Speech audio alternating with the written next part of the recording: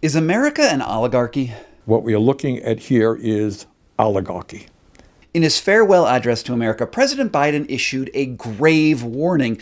An oligarchy is taking shape in America of extreme wealth, power, and influence That echoed the chilling words of President Eisenhower in his last days of office. We must guard against the acquisition of unwarranted influence, whether sought or unsought, by the military-industrial complex. The connection between industry and military power is stronger today than it even was in Eisenhower's time.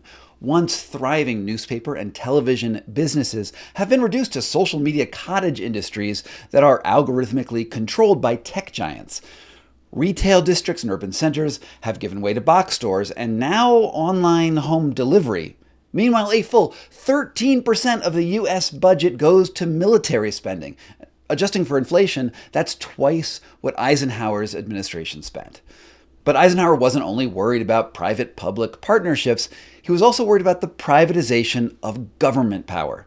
Here's a part of his farewell speech that you might not have heard before. We must also be alert that public policy could itself become the captive of a scientific, technological elite. He was describing the world we live in today, where big tech billionaires have undue influence on, well, everything.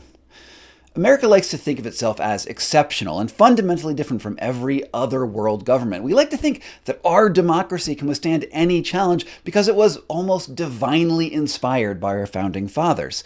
We scoff at the idea that an oligarchy, a small cabal of ultra-rich businessmen, might actually take power from the people. We associate oligarchs with the corruption of the Russian system, which is perhaps why it's worth considering how Putin sees the new American administration. Victory. The Russian president claiming a new world order is now taking shape. The New World Order isn't actually new, it's ancient.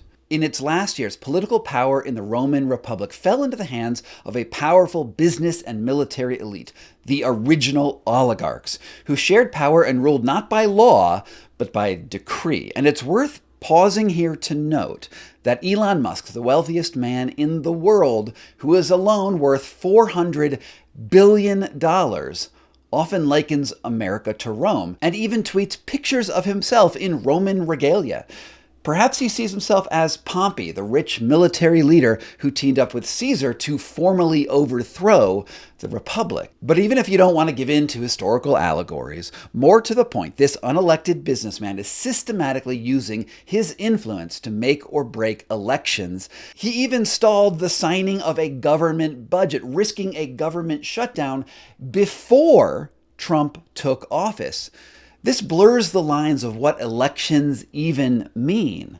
Here's Bernie Sanders again. The wealthiest person in the world, who spent at least $277 million to elect Donald Trump in a Republican Congress, has now claimed complete ownership of that party.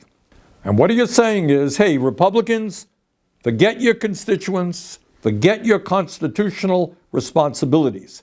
If you don't do what I, Elon Musk, want you to do, you're out of office. And I have the money to do just that. My friends, what we are looking at here has nothing to do with democracy. What we are looking at here is oligarchy. This is up and up. Government by the billionaire class for the billionaire class.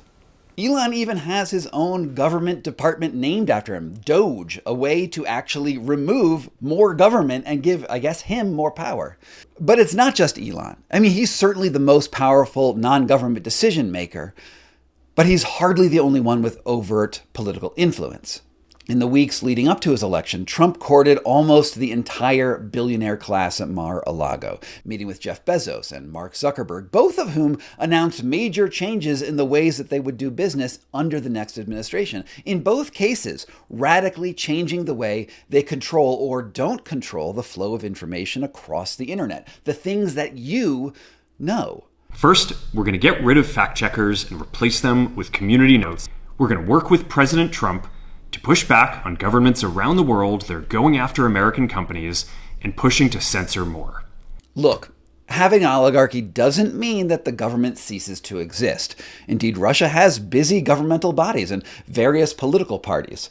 Just like the Roman Republic, which still had a Senate, oligarchies sidestep the necessity of government and takes what would have been political actions outside the accountability of government oversight. In an oligarchy, government bodies don't really matter much when it comes to how decisions actually get made. Putin can stop or start a war with Ukraine by decree alone. He's propped up by businessmen who control enough of the economy and organized crime and even private militaries that the government and the courts are at best window dressing. And this is why we should pay attention to Biden's farewell warning, because the signs are here. This is a dangerous concentration of power in the hands of a very few ultra-wealthy people. The dangerous consequences if their abuse of power is left unchecked. It's fair to say that the average American has lost faith that the government can properly represent them.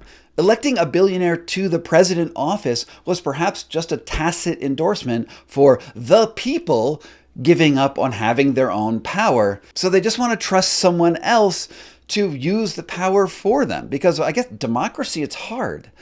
But is this what you want? Do you want a country where the courts are bought and paid for and law gives way to loyalty? Do you want the billionaires to control every aspect of our lives without real mechanisms to hold them to account? Are you okay with the knowledge that all of the information you consume online is ultimately controlled by a few tech billionaires who can alter the character of free speech with a tweak of an algorithm? If so, then you might like living under an oligarchy. You might even make more money yourself under an oligarchy. But if not, maybe now is the time to organize, because that's what Biden's farewell speech was all about. There isn't much time left for a country that seems intent on giving up on the ideals that it was founded on. From Pokey Bear LLC in Denver, Colorado, this was Scott Carney's Back Channel.